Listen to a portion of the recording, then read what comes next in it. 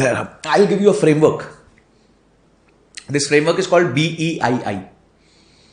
ठीक है. इसका स्टेप 1 है बी बजटिंग. देखो, आप जब भी अपना जीपीएस खोलते हो और कहीं भी आपको जाना होता है तो जीपीएस सबसे पहले आपकी करंट लोकेशन मांगता है. ठीक है. इन are case GPS current location fetch कर लेता है क्योंकि उसको पता होता है, उसके पास एक ऊपर है सैटेलाइट जो आपकी लोकेशन फेच कर सकता है. पर हमारी करंट लोकेशन क्या है, एक इंसान की करंट लोकेशन क्या है कि मेरा पैसा आज कैसे खर्च हो रहा है. मैंने जैसे कहा कि किसी से भी पूछूं कि तुम्हारा पैसा कहां खर्च हो रहा है, उसका पैसा उसको पता ही नहीं खर्च का हो रहा है. अगर 30,000 कमाने वाले का 20,000 का खर्चा है तो उसमें फिक्स्ड कितना है, वेरिएबल कितना है, पीरियोडिक कितना है. फिक्स मतलब हो गया जाना ही जाना है, रेंट हो गया, ईएमआई हो गई, इलेक्ट्रिसिटी बिल हो गया, ये तो जाना ही जाना है. वेरिएबल क्या हो गया, पेट्रोल कभी ज्यादा कभी कम लग जाता है, ओला का फेयर कभी ज्यादा कभी कम लग जाता है, रेस्टोरेंट कभी ज्यादा कभी कम लग जाता है, तो वेरिएबल हो गया. और एक पीरियोडिक होता है, जैसे आपने कोई इंश्योरेंस ले ली या आपकी कोई ऐसी कॉस्ट है जो हर 3 महीने में एक बार आती है, कोई सब्सक्रिप्शंस ले लिए. तो लोगों को ये पता ही नहीं है आज के दिन पे. जब आप बेसुध हो, आपको यही नहीं पता कि आपका पैसा जा कहां रहा है. You are unconscious about how your money is moving. अच्छा, आपका विजन है कि मुझे ट्रैवल करना है. संजय जी, पैसे ही नहीं बचते ट्रैवल करने को. तो मेरा क्वेश्चन होता है तो पैसे डाल कहां रहे. वो तो सर 20-25 हज़ार खर्च हो जाते हैं. कहां होते हैं वो सर? दिन में हो जाते हैं, मतलब रेंट कहां, किधर, कितना नहीं पता. फिर पता चलता है जी भाई के पास तो 10 सब्सक्रिप्शन है जिसका महीने का वो 1500-2000 रुपए दे रहा है. अब वो 2000 इंटू 12 24,000 होता है. अगर वो 24,000 बचा लेता या उसका आधा भी बचा लेता तो कोई छोटा ट्रिप मार के आ सकता था. Correct. So your vision and your budget, the way your money is moving is misaligned. आप जो करना चाहते हो जिंदगी में और आपका पैसा जहां जा रहा है वो तो 2 अलग जगह पे जा रहा है. तो क्या आप कभी खुश हो पाओगे?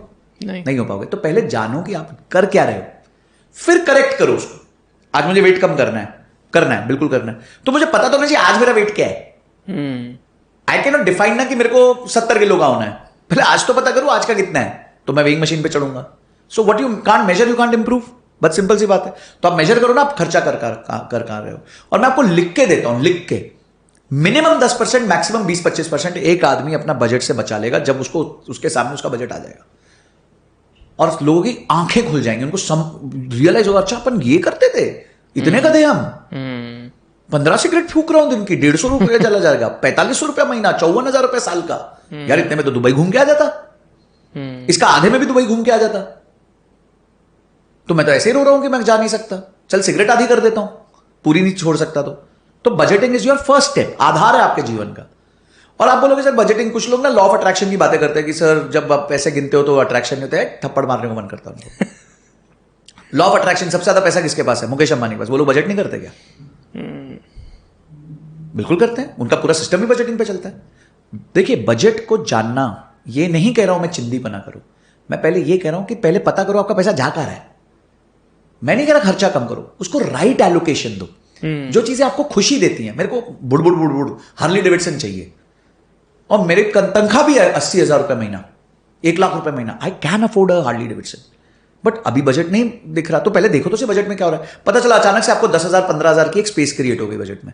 कुछ आप गलत एक्सपेंसेस कर रहे थे, कुछ आप यूजलेस एक्सपेंसेस कर रहे थे, ज्यादा मंगा रहे थे स्विगी जोमेटो से, थोड़ा कम कर दो उसको. अपना जो बुड़बुड़ चाहिए था वो लो ना. क्योंकि जब आप उस पर जाओगे, वो किक मारोगे, बटन को ऑन करोगे, हेलमेट पहनोगे, वो फील उसको कितना हैप्पीनेस देगी आपको यार. Much more than lying down on the bed and asking for Swiggy Zomato all the time. So your budget and your vision has to be aligned, एक ही डायरेक्शन में होना चाहिए, तब आप खुश होगे. तो पहला हो गया बजट. दूसरा हो गया इमरजेंसी फंड, ई. हर व्यक्ति के पास इमरजेंसी फंड होना चाहिए. अगर वो सिंगल है तो 6 महीने का उसका कॉस्ट, अगर कोई 20,000 रुपये खर्चा करता है महीने का, तो 1,20,000 के आसपास के पास उसके पास एक होना चाहिए इमरजेंसी फंड. इमरजेंसी फंड का काम है इमरजेंसी में काम आना, राइट. इमरजेंसी के फंड से प्लीज ये मत अपेक्षा रखो कि वो ग्रो करेगा. तो इसीलिए उसको चुपचाप एफडी में डाल दो. लोग, बहुत सारे इन्फ्लुएंसर्स एफडी को गाली देते हैं. ठीक है, मेरे को कोई एफडी को गाली नहीं देनी क्योंकि भारत का आज भी 50% पैसा उधर पड़ा है. तो मैं कहूंगा कि एफडी में उतना पैसा डालो जितना आपको इमरजेंसी के लिए चाहिए. थर्ड चीज हो गई इंश्योरेंस. देखो, आप चाहे कितने भी हेल्दी हो, हेल्थ खराब होने में 1 मिनट लगता है. तो आपको इंश्योरेंस खरीदनी है और एक लाइफ इंश्योरेंस खरीदनी है. लाइफ इंश्योरेंस क्यों खरीदनी है? क्योंकि अगर आपके कोई डिपेंडेंट्स हैं, लाइबिलिटीज हैं, तो लाइफ इंश्योरेंस खरीदो. अगर आपके जीरो डिपेंडेंट्स है, आपके पेरेंट्स आप पे डिपेंड नहीं करते, आपकी शादी नहीं हुई, बच्चे नहीं हुए ना, आपका कोई प्लान है इमीडिएटली, तो फिर मत खरीदो। बट हेल्थ इंश्योरेंस जरूर खरीदो, हेल्थ को मत छो। और वो भी ऐसे नहीं खाना पूर्ति के लिए, टीसी के बेनिफिट के लिए। आप अच्छी हेल्थ इंश्योरेंस खरीदो। आज अगर एक व्यक्ति हॉस्पिटल में घुसता है ना, तो बाहर निकलने से पहले 2-3 लाख रुपए फूक चुका होता है। तो it can take away all your savings of your life. तो इसलिए एक अच्छी 5-7 लाख रुपए की मिनिमम हेल्थ इंश्योरेंस लो। प्रॉपर एक काउंसलर से बात करो। I am not the right person to advise on how much and what type. आप एक काउंसलर से बात करो, एक अच्छी इंश्योरेंस लो। मेरी इंश्योरेंस 40 लाख रुपए की है, हेल्थ लाइफ 4 करोड़ की है। 40 लाख रुपए में ऐसी है कि अगर मैं दुबई जाता हूं, दुबई में भी बीमार होता हूं, तो मेरा वहां टेक केयर हो जाएगा, क्योंकि मेरे लिए वो मैटर करती हैं चीजें, and I can afford it. आप अगर आज वो वाला नहीं अफोर्ड कर सकते, आपको 5 से 7 लाख रुपए वाली अफोर्ड कर सकते हो इंश्योरेंस, तो वो ले लो। स्टार्ट तो करो यार। वो धीरे धीरे उसमें नो क्लेम बोनस लगता रहेगा, आपको बेनिफिट हो जाएगा। और कभी विपदा आपदा आ गई तो आपको पता है यार, पीछे हेल्थ इंश्योरेंस से टेंशन नहीं है। अब आप हो गए हो सिक्योर, बजट हो गया, इमरजेंसी फंड क्रिएट हो गया, इंश्योरेंस आ गई। अब आप करो जम के इन्वेस्टमेंट, अपने ऊपर करो और SIPs करो, म्यूचुअल फंड करो। जो चीज समझ आती है करो, लंबे समय के लिए करो। एक्टिविटी कम रखो। ऐसा नहीं कि रोज आके देख रहे हैं, वो सब मत करो। उससे कोई फर्क नहीं, सिर्फ एंग्जाइटी बढ़ती है उससे। इन्वेस्टमेंट को प्लान कर लो और उसके बाद शांति से अपनी एक्टिव इनकम को बढ़ाने पे फोकस करो। आपने अपना फ्रेमवर्क फॉलो कर लिया, बस दम दम अपनी एक्टिव इनकम को हर साल डबल ट्रिपल जो कर सकते हो करो। It is as simple as this. अब एक और इन्वेस्टमेंट के बारे में बात करते हैं, जो है SIP। हाँ, आप बताइए कुछ SIP के बारे में। देखिए, SIP is not an investment, it is a way to invest. Okay. हमारी देखो, जब लोग घर खरीदते थे पहले, तो फुल डाउन पेमेंट करते थे। फिर घरों के प्राइस बढ़ने लग गए, घरों की सेल कम होने लग गई ऑब्वियसली। तो क्या स्कीम आई कि भाई तुम्हारी तनख्वाह मंथली है, तुम्हें जो इनकम आ रही है वो मंथली आ रही है। किसी के पास लमसम तो इनकम आती नहीं है। आज एक आम आदमी रोजमर्रा हर महीने के एंड में कमाता है। तो हम क्या करते हैं, हम तुम्हारे लिए एक EMI बना देते हैं। तुम्हारी तनख्वाह आएगी, उसमें से EMI कट जाएगी। तो क्या हुआ, आपने घर ले पाए क्योंकि आपकी मंथली तनख्वाह थी और आपको लेवरेज मिल गया, तो उसे EMI कहते हैं। इसी तरीके से आपके पास लमसम पैसा नहीं है, 10 लाख नहीं है, 20 लाख नहीं है, 50 लाख नहीं है, आपकी तनख्वाह आती है 50,000 रुपये महीना, 70,000 रुपये महीना। तो आप क्या करते हो, आप 10,000 12,000 उठा के उसमें से डाल देते हो। अब आपको नहीं पता कौन सा शेयर डालना है, ठीक है, आपको नहीं पता कौन सा शेयर आगे जाके बढ़ेगा। आप खरीदोगे, समझो अगर आप रिलायंस खरीदने जाओगे, 3,000 रुपये का शेयर है, अगर आप 12,000 रुपये डालते हो, आप 4 शेयर खरीद सकते हो, 4। जब एक म्यूचुअल फंड मैनेजर शेयर खरीदता है तो वो लाखों करोड़ों रुपए के शेयर खरीद लेता है। तो आप मैनेजमेंट को मिल ही नहीं सकते, वो मैनेजमेंट को मिल सकता है।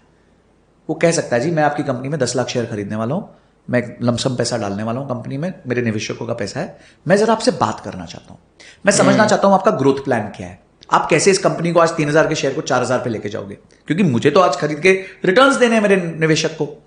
तो आपको पैसा उसको देना है जिसका ये फुल टाइम काम है। नॉलेज, इंफॉर्मेशन, टाइम, 3 चीजें, तीनों चीजें उस फंड मैनेजर के पास है। उसके पास नॉलेज भी है, बहुत साल का काम कर रहा है, इंफॉर्मेशन भी है क्योंकि वो मार्केट के अंदर बैठा है, टाइम भी है क्योंकि उसका काम ही है। तो मैं अपना पैसा उसको पकड़ा दूंगा, वो अपने आप करेगा। तो मुझसे क्या ठन्नी चवन्नी ले लेता है, ले खुश रहे, मेरे को तो अच्छे रिटर्न्स बना के दे रहा है। तो SIP जो होता है एक माध्यम है निवेश करने का। आप अगर खुद स्टॉक्स अच्छे चुन सकते हो, अगर आप में वो KIT है, नॉलेज इंफॉर्मेशन टाइम है, तो आप खुद चुन लो, कोई प्रॉब्लम नहीं है। मैं थोड़ा दूर रहता हूं इससे, क्योंकि मुझे पता है ये विनेबल गेम ही नहीं है, इसमें इमोशंस आ जाते हैं, इसमें बहुत कुछ आ जाता है जो आप कंट्रोल ही नहीं कर सकते। तो दूसरा, अगर आपको लगता है म्यूचुअल फंड ठीक है तो म्यूचुअल फंड में डाल दो। तीसरा, आपको लगता है ETF करके आजकल बहुत चलता है, वो ETF में डाल दो। इसके बारे में अलग से बात करेंगे, ठीक है, देखिए, ओके ठीक है, तो ETF में डाल दो। तो SIP एक माध्यम है। जैसे पुराने जमानों में ना एक वो होती थी, क्या कहते हैं यार उसको, डब्बा नहीं, कमेटी, लोग कमेटियां डालते थे, पता है। तो वो कमेटी है एक तरीके की, कि हम कमेटी डाले जा रहे हैं हर महीने, और आगे जाके हम इस कमेटी को विड्रॉ करेंगे जब वो ग्रो कर जाएगी। तो ये कमेटी है बस। ठीक है।